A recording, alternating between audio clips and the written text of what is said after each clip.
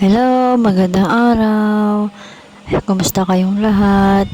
Yung mga iba, nasa bakasyonan pa. Ba, nasa main character pa sila. Ngayon, chares. Ingat po kayo at enjoy. Salamat sa panonood ng aking mga mini vlogs.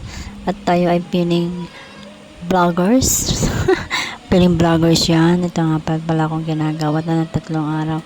3 araw habang wala akong pasok, naglilinis ako. Naglinis ako ng aming bahay hanggang sa taas, sa CR namin. Tamang kuskus lang. Kunwari may ginagawa, napapanggap yun.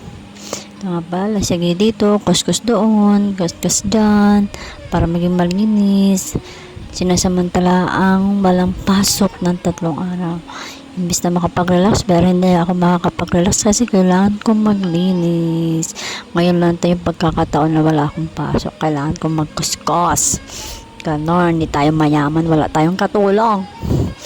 At kasama ko ang aking love dyan, kaso nasa baba siya. Kailangan kong maglinis ngayon. Salamat sa panonood.